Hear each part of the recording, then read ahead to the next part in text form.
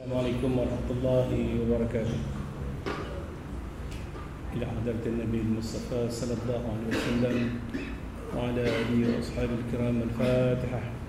A'udzu billahi minasyaitonir rajim. Bismillahirrahmanirrahim. Alhamdulillahi rabbil alamin. Arrahmanir rahim. Maliki yaumiddin. Iyyaka na'budu wa iyyaka nasta'in. Ihdinas siratal mustaqim. Siratal ladzina an'amta 'alaihim ghairil maghdubi 'alaihim waladdallin. آمين. الحمد لله رب العالمين والصلاة والسلام على أشرف المرسلين وعلى آله وصحبه أجمعين. أما بعد. Alhamdulillah, syukur kita kepada Allah Subhanahu wa taala. Semoga Syawal ini kita mendapat rahmat dan keberkatan daripada Allah Subhanahu wa taala. Sebenarnya Aidil Fitri yang masih ada ni, saya mengucapkan taqabbalallahu minna wa minkum. Maaf saya batin kalau ada salah silap, yang pastinya saya banyak cakap, banyak yang silap. Ramadan berlalu, sekurang-kurangnya dia memberi hadiah 4 perkara kepada kita. Yang pertama, Al-Quran menggambarkan la'allakum tattaqun. Puasa Ramadan yang lalu menjanjikan kepada kita hadiah sebagai orang yang mempunyai sifat taqwa kepada Allah Subhanahu wa taala. Kebanyakan mufassirin mengatakan takwa itu imtithalu awamirillah wa ijtinabu nawahihi. Taat, menjunjung segala perintah Allah dan meninggalkan segala apa yang dilarang. Hadiah yang kedua, Ramadan meninggalkan kita untuk sama-sama menghayati dan meneruskan tadarus Al-Quran. Quran menggambarkan kepada kita faqra'u ma tayassara minal Quran. Bacalah Al-Quran itu yang mudah bagi kamu. Jadi kalau kita rajin pada bulan Ramadan, kerana Ramadan itu adalah syahrul Quran, bulan Al-Quran, teruskanlah apa yang baik, sama ada pada waktu pagi ataupun pada waktu petang, terutama pada waktu sahur ataupun 1/3 malam. Hadiah yang ketiga, Ramadan memberi kita untuk menghidupkan malam. Quran merakamkan kepada kita fatahajjat bihi nafilatan laka asa ay yab'atha rabbuka maqaman mahmuda. Kita banyakkan salat tahajud supaya nanti kita dibangkitkan pada hari akhirat dengan apa yang kita lakukan. Jadi maknanya kalau tarawih sudah tidak ada, ambillah sembahyang-sembahyang sunat yang lain. Kalau kita rajin buat witir pada Ramadan, teruskan witir itu pada bulan-bulan yang lain. Dan kalau tahajud itu adalah merupakan solat harian pada malam hari, teruskan. Itu hadiah yang ketiga. Dan hadiah yang keempat, kita rajin untuk melakukan amal-amal baik. Antaranya suka memberi makan kepada orang yang berpuasa dan memberi sedekah. Itu sebagai sifat-sifat mahmudah. Dan kita suka berlaku ihsan pada bulan Ramadan, kita juga akan melakukan ihsan dalam bulan-bulan yang lain. Jadi kalau 4 hadiah itu kita sematkan dalam hati, insya-Allah akan melahirkan insan yang baik-baik. Walaupun apa pun kita dilanda dengan musibah. Bagaimana Israel meranakkan Gaza pada bulan Ramadan. Yang menderita lebih 10,000, yang kritikal pun beribu-ribu untuk menunggu mati. Kalau hidup pun tidak sempurna dari segi kurang upaya, dan yang meninggal pun melebihi 2,000. Jadi itulah di antara tinggalan Ramadan kepada kita. Tapi di Malaysia ni, rumah terbuka untuk Syawal sehingga 1 Zulqaidah. 1 Zulqaidah tu masih ada rumah terbuka untuk Syawal. Itu hebatnya. Ini malaikat tengok kat langit ni mesti Islam orang Malaysia ni. Terutama orang Johor dan orang Selangor. Adatnya sama. Orang Johor, orang Selangor sama. Dia open house dia sehingga 1 Zulqaidah. Nasib baik bukan 1 Zulhijjah. Tapi tak apalah. Itu rezeki yang Allah kurniakan kepada kita. Tapi Allah uji dengan benda-benda yang lain. Jadi terpulanglah kepada kita tuan-tuan, 4 hadiah yang saya ungkapkan tadi untuk saya dan juga tuan-tuan. Terimalah hadiah tinggalan Ramadan itu untuk kita kenang 11 bulan mendatang. Kita akan didatangi lagi dengan tetamu Ramadan. Kita pun pasti masjid banyak yang kosong setelah bulan Syawal. Biasalah kan.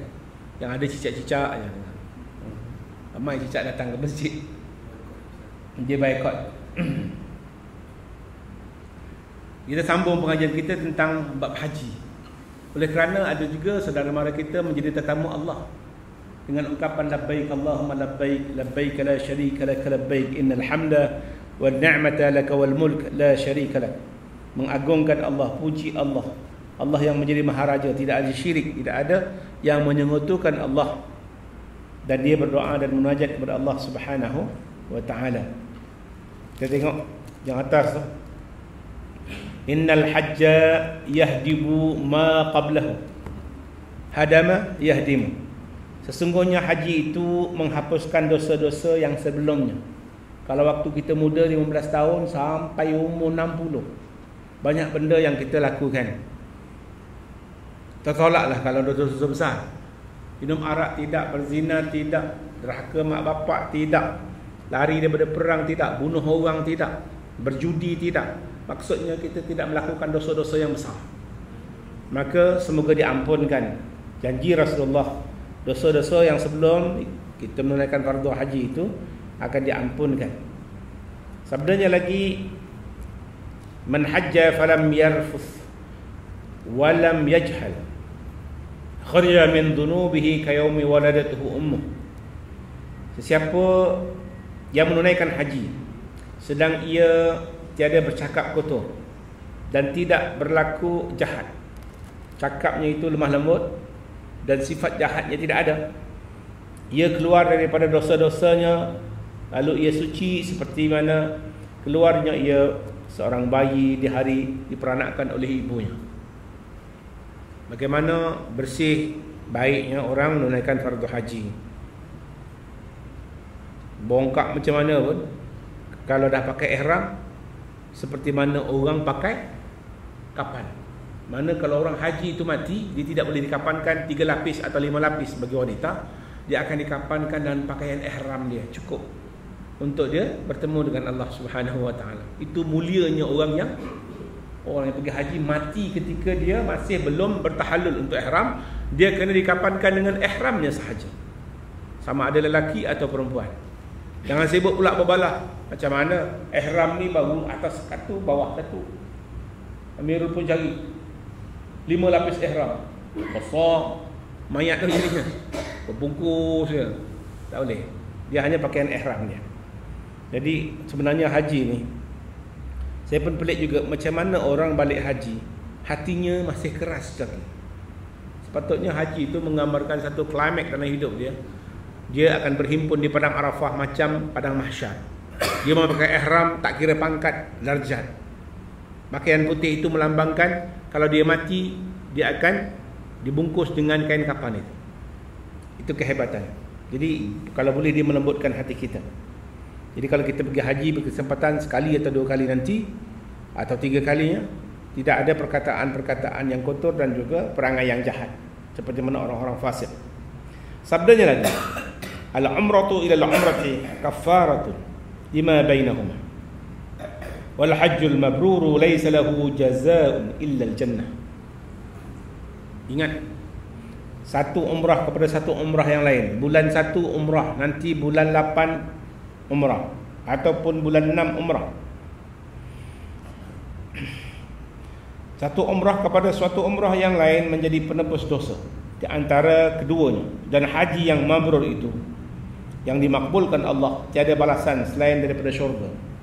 Maknanya kalau doa tuan-tuan mustajab, tuan-tuan lakukan rukun haji dan juga wajib haji dan juga sunat-sunat dalam melakukan manasik haji, maka tuan-tuan akan mendapat haji yang mabrur. Dan tuan-tuan akan mengamalkan kebaikan haji yang di Mekah, dibawa balik ke Malaysia. Sabdanya lagi, birrul hajjah, it'amut ta'ami, walinul kalam. Kebaktian atau kebaikan haji ialah memberi makan dan berbicara dengan lemah lembut. Jadi kalau kita tengok orang miskin kat Mekah, beri makan kepada dia. Dan kalau jumpa orang, kita gunakan bahasa yang lemah lembut. Sabdanya lagi, al-hujjaju wal-ummar wafdullah in sa'alu u'tu wa in da'au ujibu wa in anfaqu ukhlifa lahu. Orang-orang yang mengerjakan haji dan mengerjakan umrah itu ialah tetamu-tetamu Allah. Ingat, wafdullah, kita pergi Mekah menjadi tetamu kepada Allah Subhanahu wa taala. Baik.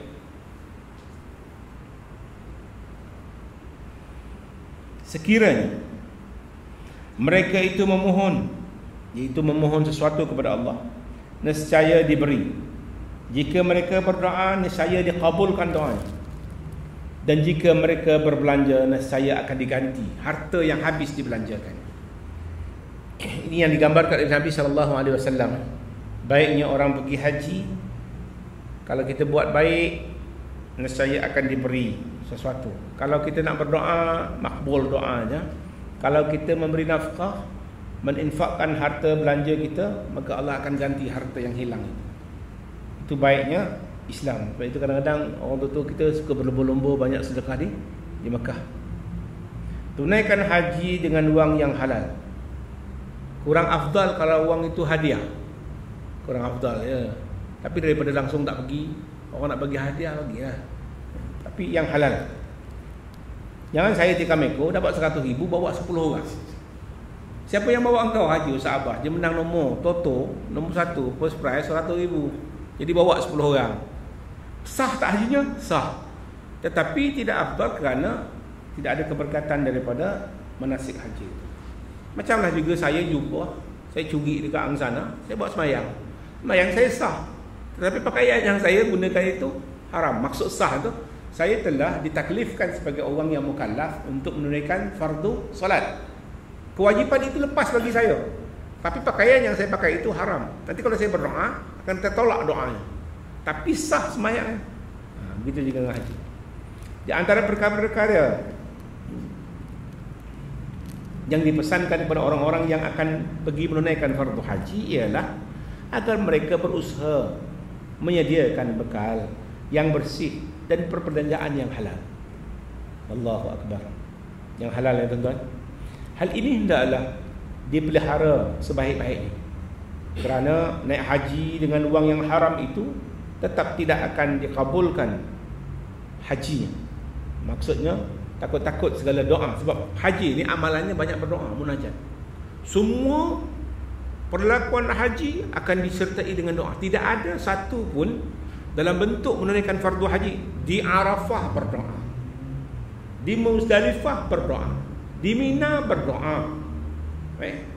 Lepas tu balik ke Mekah, kita tawaf ifadah pun berdoa.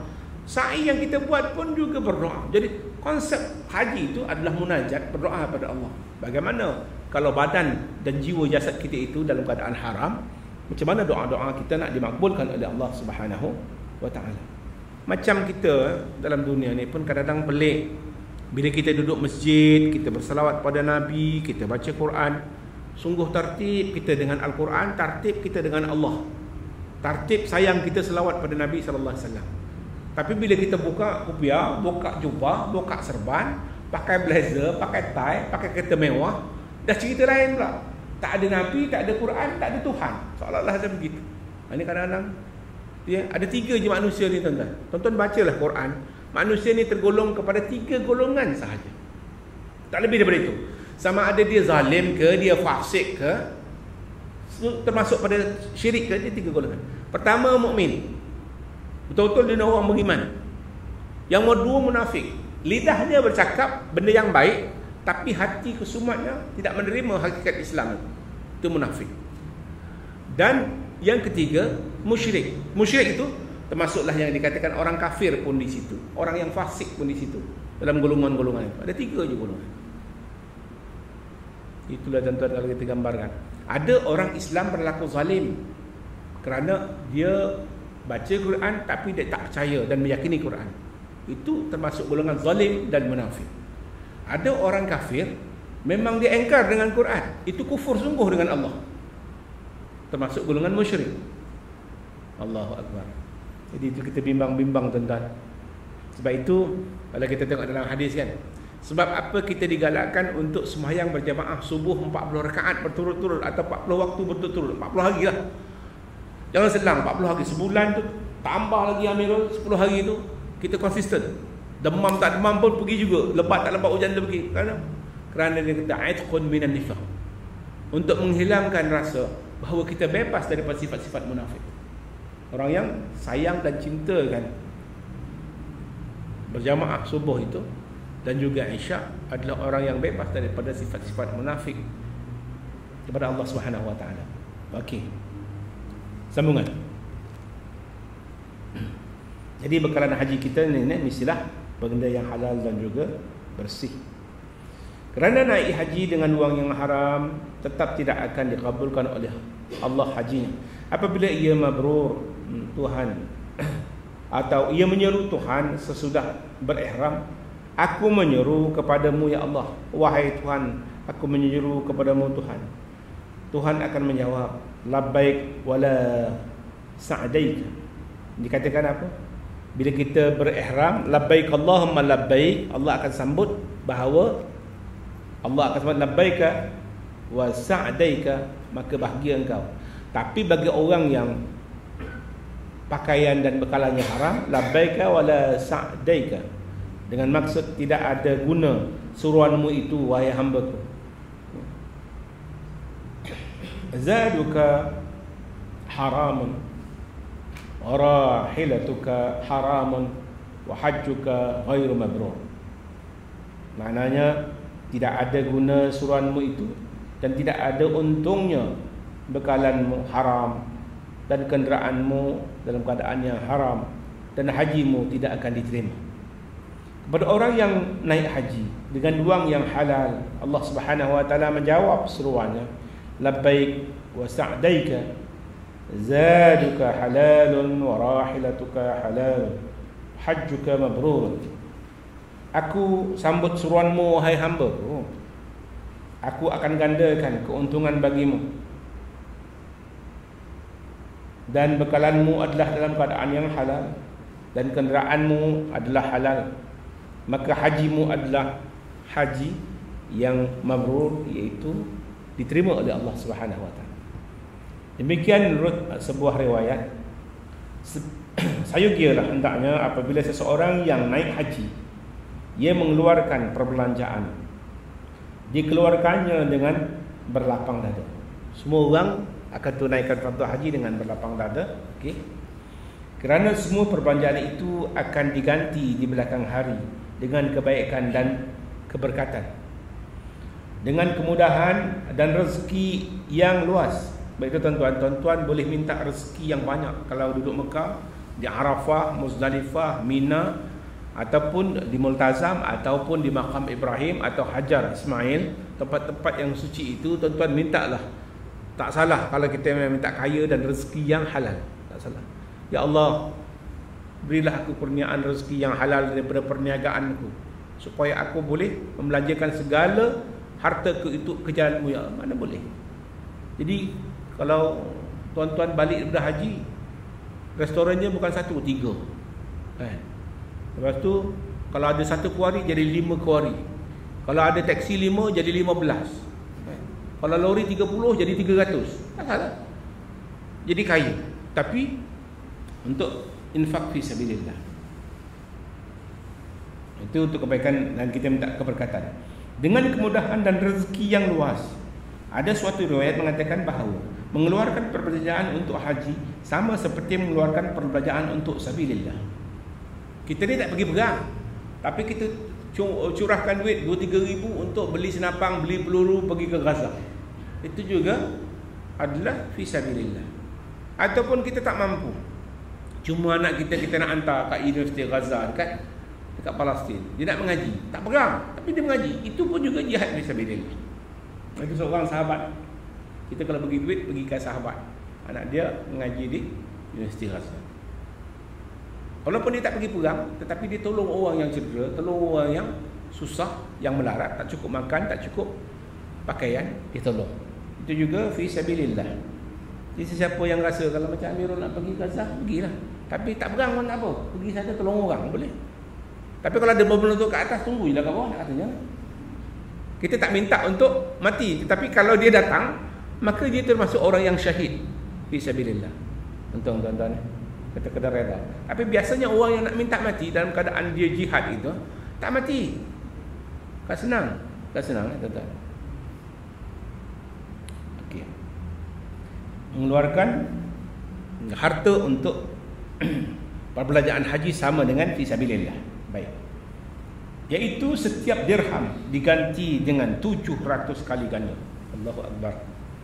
Dia rasa tak ada apa-apa kan, nampak gaya gitu je, tapi sebenarnya keberkatan itu daripada Allah Subhanahu wa taala. Satu je tuan-tuan dalam menunaikan fardu haji ni kan. Fardu haji ni nak belajarnya senang, nak mengamalkannya payah. Tapi cuma kecewa kadang-kadang orang belajar tawaf perdana ni. Tawaf punya tawaf, lepas tawaf hendaklah sembahyang sunat. Dia betul-betul sembahyang sunat kat situ. Akan pening kepala tu. Yang ustaz yang tukang ajar tu pun terkedik juga. Yang dia tawaf tu bukan Kaabah betul, Kaabah buatan. Dia nak sembahyang apa? Inilah kacau sungguh. Ingat perdana haji ni macam main gasing tu. Tak. Maknanya lepas jangan dia sembahyang. Apa hal pula sembahyang? Dia cuba-cuba je berlakon tawaf. Lepas tawaf tu kata sembahyang sunat, dia pun sembahyang sunat kat situ. Pelik. Ayah kita dulu ada ilmu juga, mengaji kat pondok-pondok kan, dengan Tok Kiai. Tak ada ekspresi apa pun. Kain ihram benda ada, cuma cakapnya. Tapi bila sampai Mekah jadi. Itu atuk-atuk kita zaman atuk kita. Orang sekarang dengan cukup video, dengan cukup perdana, dengan labbaik Allahumma labbaik, dengan sa'inya sampai Mekah. Lepas ni nak buat apa ya? Kenapa tak mati awal orang tu? Kalau mati awal kan sedang, susah dia aja. Berpeluh-peluh dah pukul 12.30 hari tu. Dekat stadium Lakin. Sampai Mekah lepas ni nak buat apa ya? Allahu Akbar walillahillah. Maknanya sembahyang ataupun haji orang yang berilmu dengan orang yang tak berilmu tak sama. Orang yang biasa masak, ada ilmu masak, memang sedap dia masak. Tapi kalau tak pernah masak, oleh kerana depan mertua nak tunjukkan masak, gula dia anggap garam, curah kat situ. Nanti kadang-kadang begitulah Allah nak uji begitu. Nasib baik gula dia anggap garam. Kalau garam tu dia anggap gula, lagi teruk. Allahu Akbar walillahil hamd. Dah tuan-tuan tak susah tuan-tuan. Cuma kalau ditanya rukun haji lain, wajib haji lain. Senang je. Sesiapa yang tertinggal wajib haji, maka dia kena denda dam. Kena sembelih seekor kambing. Itu je bezanya. Tetapi kalau rukun haji tertinggal, maka dia tidak sah haji. Itu sahaja. Tapi dalam sembahyang tak. Sembahyang ni rukun sembahyang kena jaga. Syarat sah sembahyang kena jaga. Kiblat ke sana, pergi sana. Aku peduli apa kata Amir, aku tak sembahyang hadap sana. Suka hati aku lah. Tak sah. Itu lain. Ibadah manasik haji dengan ibadah-ibadah yang lain keadaan. Dia tertinggal rukun memanglah batal, tak sah. Tetapi dia tertinggal wajib haji masih sah dengan berdenda. Itu je. Dia ada 3 je haji, sama ada haji tu haji afrad ataupun haji qiran ataupun haji tamattu'. Yang pastinya orang Malaysia yang kapal penerbangan pertama sehingga ke 16, 17 dia akan guna haji tamattu'. Umrah dulu baru haji kemudian. Tapi biasanya kalau penerbangan yang ke-25, 24 dia sampai ke Mekah terus, dia akan tunggu seminggu ataupun 8 hari atau yang rajin 10 hari memakai pakaian ihram, maka dia tak akan mengerjakan umrah. Dia datang untuk tawaf qudum, tawaf selamat datang, dan lepas itu dia akan mengerjakan sa'i haji. Dia tak bertahallul, tak gunting rambut dan tidak tanggalkan ihram. Itu namanya haji afrad. Senang aja haji. Senang bagi orang yang tahu. Kalau tahu lampu tu hijau, jalan. Lampu tu kuning sedia untuk berhenti, bukan sedia untuk jalan. Lepas merah berhenti. Macam tu. Haji ni simple. Tapi dia ajar-ajar tak faham-faham. Ini pasal apa berlari-lari pula dah. Dah tahu sa'i. Ada lampu hijau, lari sikit bagi orang lelaki. Janganlah orang perempuan lari-lari langgar orang lelaki. Kan pening juga kepada sudah-sudah tu. Orang dah kita rapat begitu, nak sondol kepada orang lah. Ini maknanya mengaji tak habis. Okey, benda yang sunat-sunat. Okey, saya nak ulang lagi. Kaedahnya senang. Sesiapa juga tawaf, sama dia tawaf kudum atau tawaf haji ataupun dia tawaf sunat, yang afdal lah, habis sahaja tawaf, berdirilah dia, ambil buku doa tu, berdoa di multazam. Nak duduk boleh, nak berdiri boleh. Mana kalau kita jauh, multazam tu dekat paip, dekat orang tempat wudu. Itu multazam. Multazam itu antara pintu Kaabah dengan Hajar Aswad. Setentang jauh tu kita berdoa. Nak dekat-dekat tak boleh, orang perempuan kena jauh. Sebab semua orang tawaf mesti. Lepas berdoa, habis kat multazam tu, ke kanan sikit, sembahyang sunat tawaf, bersetentang dengan makam Ibrahim. Usalli sunat tawaf raka'ataini lillahi ta'ala. Allahu akbar. So yang sunat tawaf dua dekat kepada Allah Taala. Habis main sunat dekat makam Ibrahim setentang tu, bacalah doa dia makam Ibrahim. Lepas tu berkali pula pergi ke Hajar Ismail. Sampai Hajar Ismail sembahyang 2 rakaat lagi. Allahu akbar. Dan sunat. Dan sunat. Sunat 2 rakaat, sunat mutlak. Lepas tu doa, ada doanya di Hajar Ismail. Lepas tu baru minum air Zam-Zam. Pergi belakang minum air Zam-Zam. Ada doa air Zam-Zam kan, sunat berdiri. Sambil depan Kaabah minum. Lepas tu barulah pergi ke Babu Sa'i, pergi untuk melakukan sa'i dengan bacaan doa. Ada buku tu baca. Safa Marwah, Bismillah, Allahu Akbar, istilah. Angkat tangan untuk menghormati, menghadap Kaabah. Lepas tu niat tawaf, sa'i itu sa'i haji ataupun sa'i umrah. Itu je kaedah. Pergi balik, bermula daripada Safa, habisnya di Marwah. Kalau dia nak tahalul dari situ, ambil gunting bagi lelaki, ataupun cukur, ataupun bagi perempuan. Ibadah haji ni kalau nak kita lakukan, adalah benda yang senang, mudah bagi orang yang faham. Jadi senang. Tak hafal doa tak apa. Apa tujuannya buku kita pegang? Untuk kita melancarkan doa itu. Tapi kalau umpamanya mak kita, nenek kita, kan, dia tak hafal dan tak lancar doa, dan mata tak nampak, kita sebagai anak cucu, kita baca kuat-kuat, ibu kita atau nenek kita akan ikut apa yang kita baca, atau dia mengaminkan apa yang kita baca pun boleh juga. Senang beribadah kepada Allah. Al-Islam yusrun. Islam itu mudah. Yang payah apa? Apabila orang tak ada ilmu dan tak mengaji dan tak tahu. Tak berilmu, tak tahu dan tak tahu. Beratlah. Benda dah tak tahu. Kan payah. Naik motor, nampak macam senang, tapi kalau orang yang tak pernah pegang handle motor, memang tak boleh. Asal naik itu tumbang. Macam siapa-siapa tak pernah belajar naik basikal. Puan Hajah yang dah tua-tua ni, cuba naik basikal tengok. Basikal cupu lah tu. Dia mesti ada pengetahuan. Bagi Imam Hafiz, baca Quran ni senang. Dia nak taranum, nak ras ke apa ke, tak sah. Tapi bagi orang yang abata ni, payah. Itu maksudnya, manusia mengikut kebiasaan. Jadi semoga haji nanti, kalau tuan-tuan berkesempatan untuk haji, fahamilah haji itu sama ada haji afrad atau haji tamattu'. Haji qiran jarang, kecuali haji qiran ni pemimpin-pemimpin berbesar. Maknanya dia niat haji dan umrah sekali. Itu biasanya datang hari 8 hari bulan Zulhijjah, dia terus pergi wukuf di padang Arafah, dia pergi tawaf, habis tu habis. Dia tak akan buat umrah lagi. Itulah haji, itulah umrah. Pakaian ihram dia. Itu namanya haji qiran. Jarang orang macam awam macam kita ni untuk mengerjakan haji qiran, haji yang berserta nawaitul hajja wal umrata wa ahramtu bihima lillahi ta'ala. Sahaja aku menunaikan fardu haji dan umrah dan berihram dengan kedua-duanya kerana Allah. Jarang, kecuali pemimpin-pemimpin yang hanya seminggu sahaja berada di Mekah, lepas tu dia balik. Kadang-kadang tak dan pun nak pergi ziarah Madinah. Itu dia kata orang-orang yang haji qiran. Baik. Boleh tuan-tuan? Di antara yang atas itu adalah bekalan yang haram dan ditolak. Yang di bawah itu Allah menjawab labbaika wa sa'daika.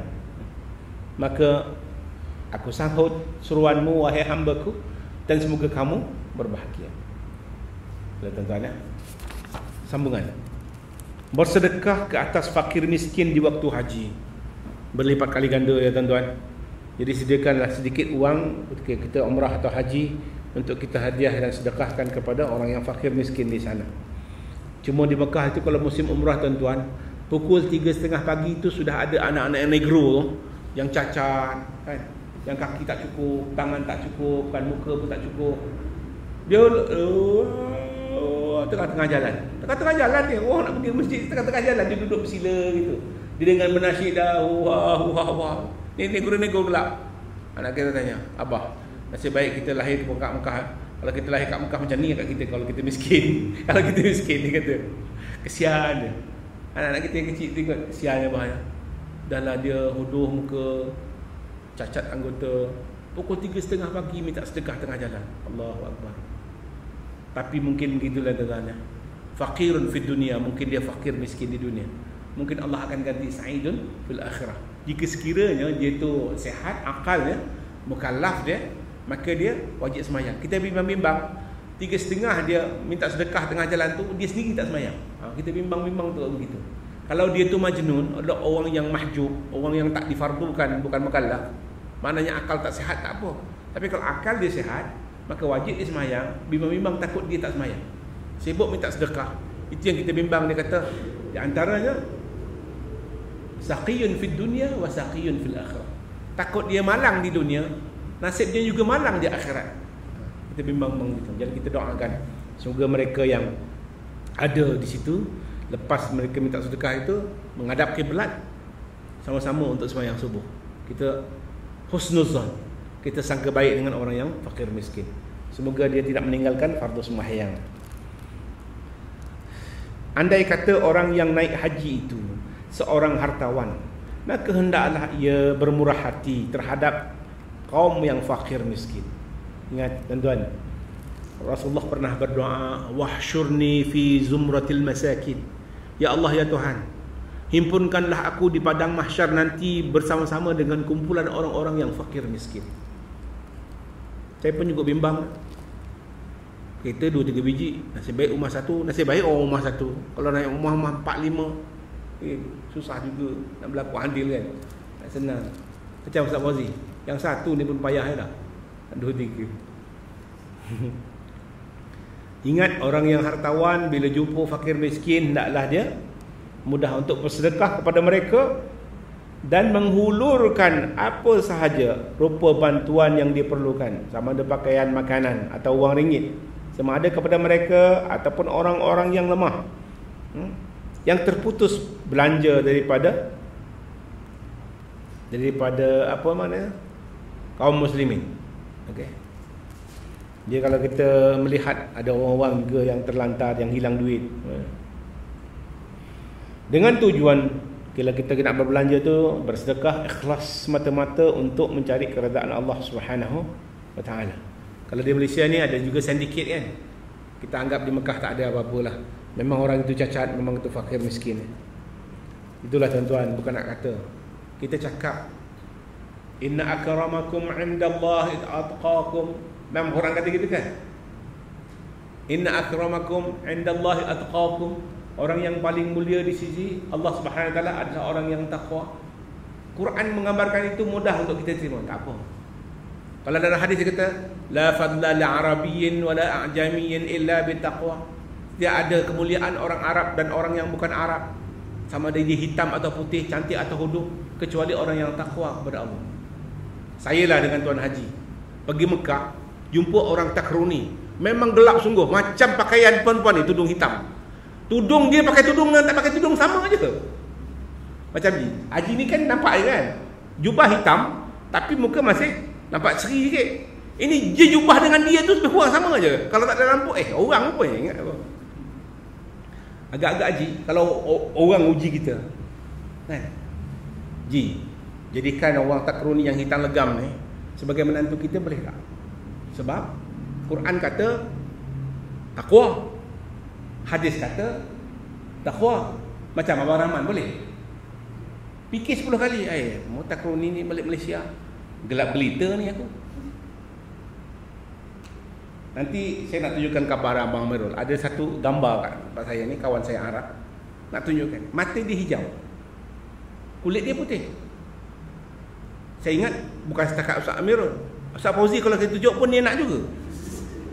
Tapi senyap, cuma hati bercakap, mulut senyap. Saya tunjukkan orang rumah. Ini kawan saya ni. Pasal lawa sangat dia. Jadi maknanya kalau orang perempuan kata dia lawa, memang lawa. Mana ada orang Melayu mata hijau? Tak ada. Cuma cerita toyol aja yang mata hijau. Tak ada. Kita tak digambarkan kepada kita ya tuan-tuan. Senang bercakap, nak beramal payah. Cuma satulah sempena dengan kita ni. Manusia ni bercakap, ustaz ke, mufti ke, khadi ke, alim ulama ke, tak kira lah. Kitab dia satu gunung ke dua gunung yang dibaca. Bercakap mudah. Tapi nak laksanakan payah. Di antara yang laksanakan payah begini. Rasulullah kata la taghdab wa la taghdab, la taghdab walakal jannah. Jangan kamu marah, jangan kamu marah. Bagi orang yang suka menahan kemarahan itu adalah baginya syurga. Rasulullah memang kata begitu. Sadaqah Rasulullah. Tapi bagi orang alim bukan senang. Anak murid bodoh sikit tak pelempang je. Suka marah orang. Cakap kat kuliah, sabar. Kereta kena blok, dimaki. Ini siapa punya kerja? Orang nak cepat. Tak kerti ke bahasa? Parking tak betul. Tadi baru mengajar, sabar. Contoh je, ni bukan kat sini Afrika lah. Jadi maknanya orang yang paling baik adalah orang yang mampu untuk menahan kemarahan ketika dia boleh marah.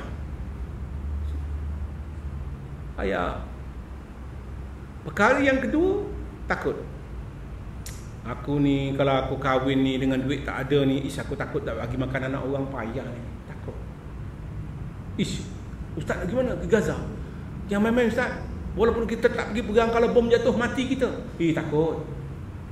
Naik kapal terbang mas saya, jangan naik. Emas ni memang jatuh selalu, jangan naik. Takut. Manusia ni takut. Boleh saya cerita sikit takut ni? Allah nak uji Hasan Basri ni. Dia ni kan orang alim. Ketika dia salat subuh tu, jin Islam datang. Dia tengok ada lembaga yang besar. Dia tahu bahawa itu bukan manusia. Lepas sembahyang dia tak wirid dah. Dia lari. Dia lari tu pun dikejar dengan jin. Lama-lama dia lemah jatuh. Bila dia jatuh tu mengesot-ngesot sandar kat tepi batu. Jin Islam tanya, engkau ni agamanya apa? Hasan Basri kata, aku orang Islam.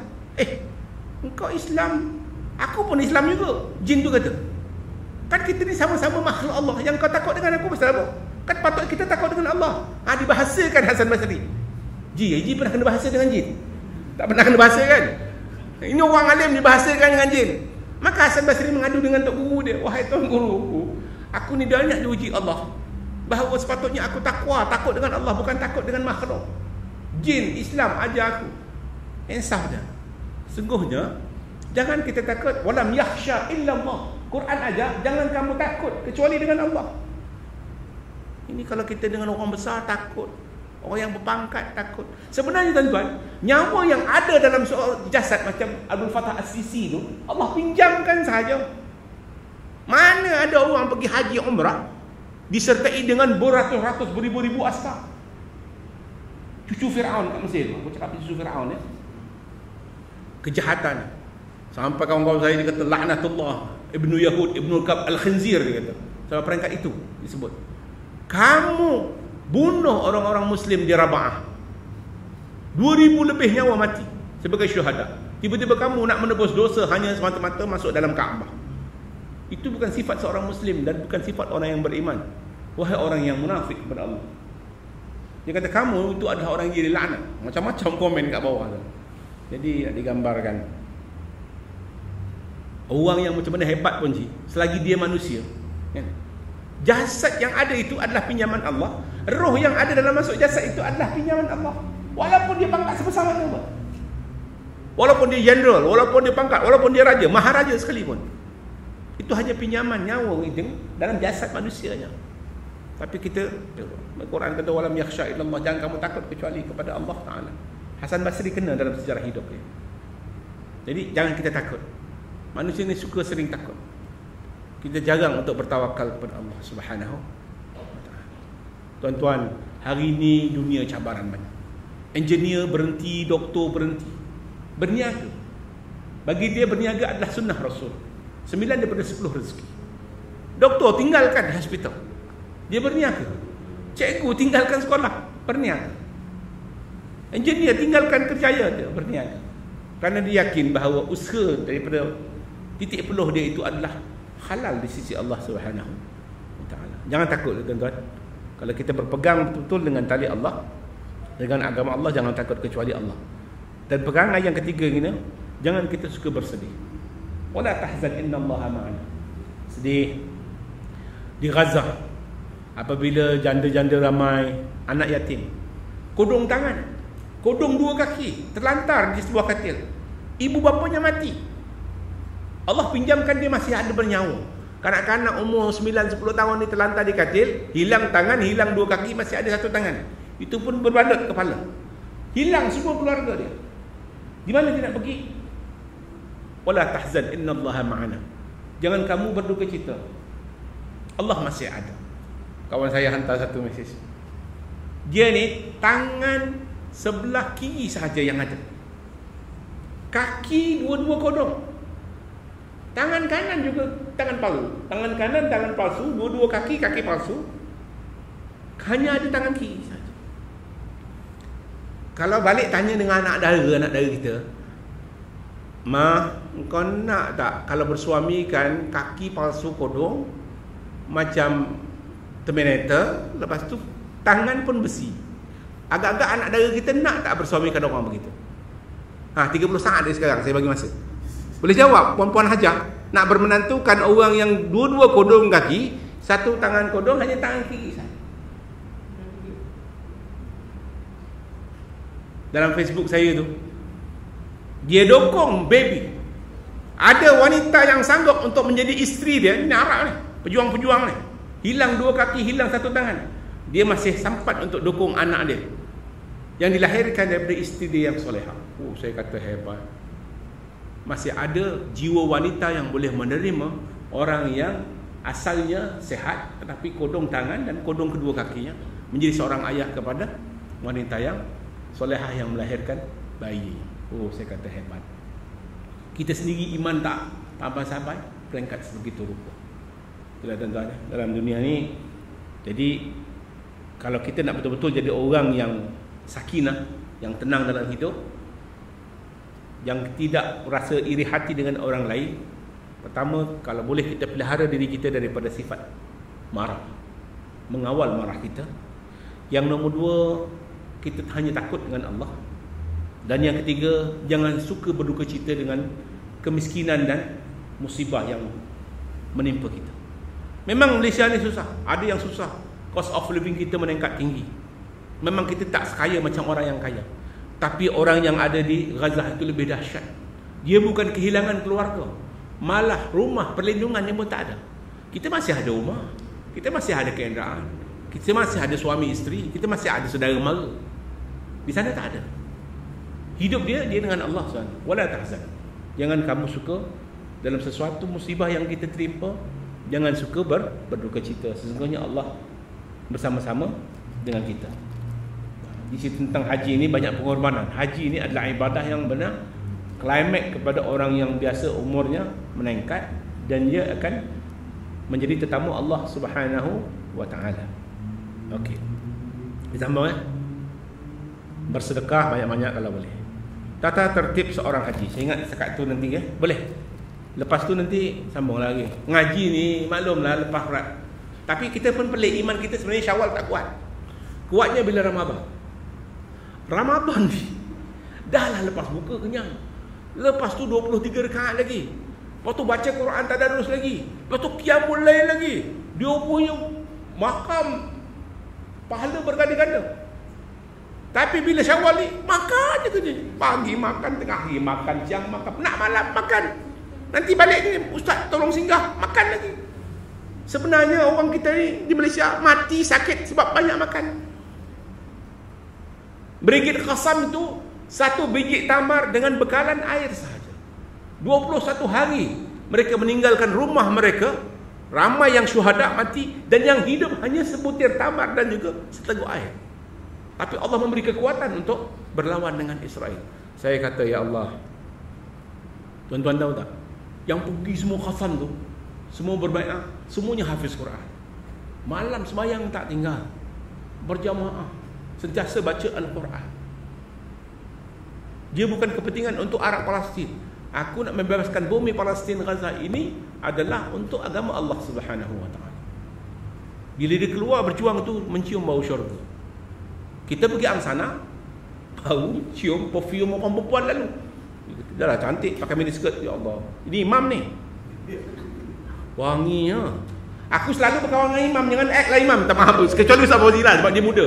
Imam tua-tua ni tak padan dengan tua. Imam, ayalah kat masjid memang imam, dekat angsana pun makmum.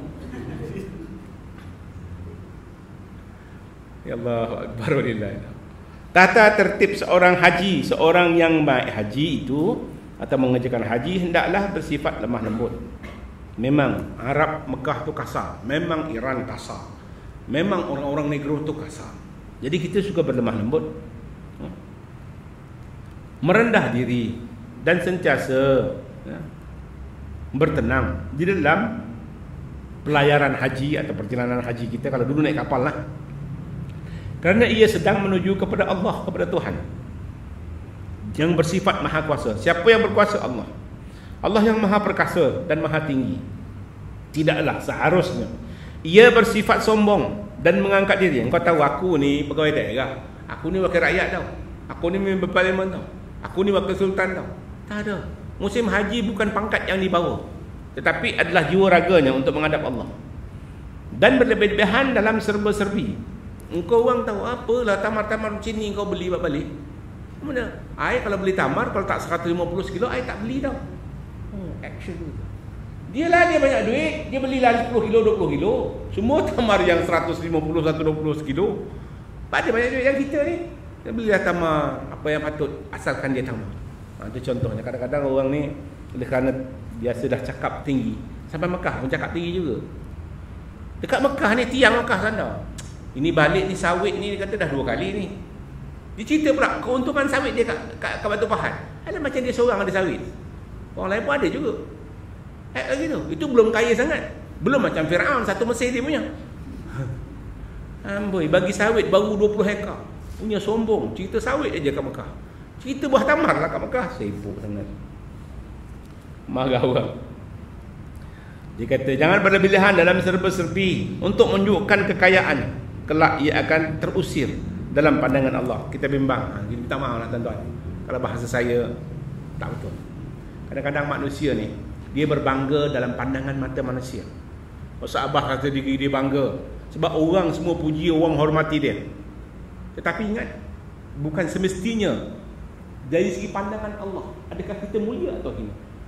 Kita bimbang-bimbang dalam pandangan mata manusia kita mulia, tapi dalam pandangan Allah Subhanahu wa taala belum tentu kita mulia. Itu kadang-kadang kita kena menginsafi diri kita. Kita mulia bukan kerana pangkat, bukan kerana harta, bukan kerana kemegahan. Itu semua akan kita tinggalkan. Kadang-kadang itulah tuan-tuan, manusia ni dia lemah. Dia suka berbangga-bangga dengan. Tuan-tuan tengok tafsiran Alhaakumut takatsur hatta zurtumul maqabir.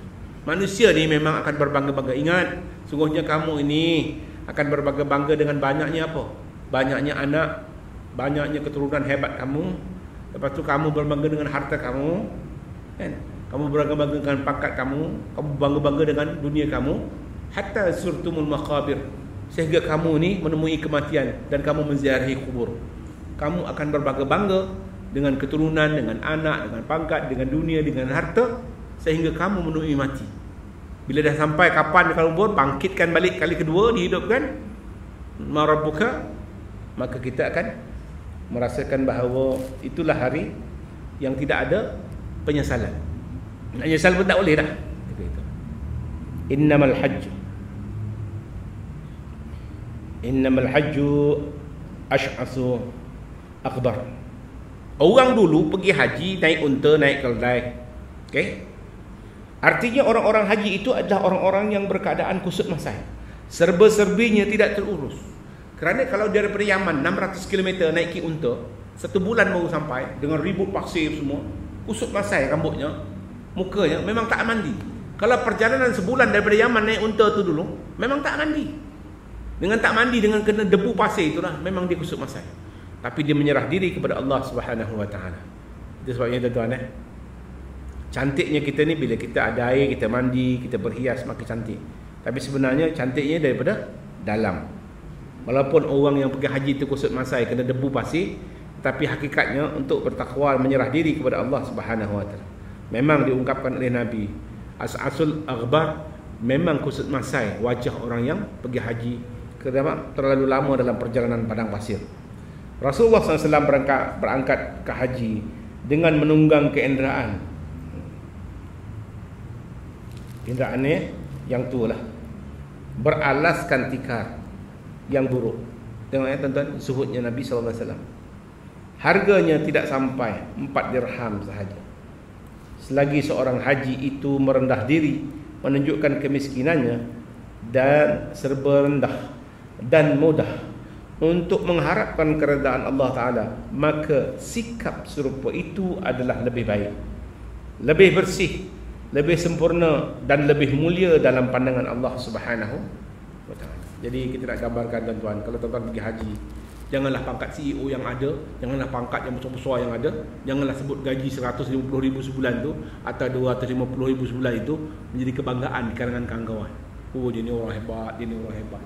Bukan itu yang nak digambarkan di Makkah, tetapi sama-sama untuk membawa diri kita, jasad kita dan roh kita untuk mengabdi diri pada Allah Subhanahu Wa Taala, memohon keampunan supaya haji itu diterima. Sekadar munajat itu dengan sifat rendah diri kita itu, doa kita akan dimakbulkan oleh Allah Subhanahu Wa Taala. Saya ingat sekadar itu saja untuk mukadimah kita Syawal ni. Mula-mula semoga mendapat manfaat apa yang selama ini kita belajar daripada sifat-sifat mahmudah yang ada, sehinggalah solat, puasa, zakat, haji, rukun Islam yang 5 itu kalau sempurna kita lakukan, insya-Allah dia akan menjadi bekalan kita.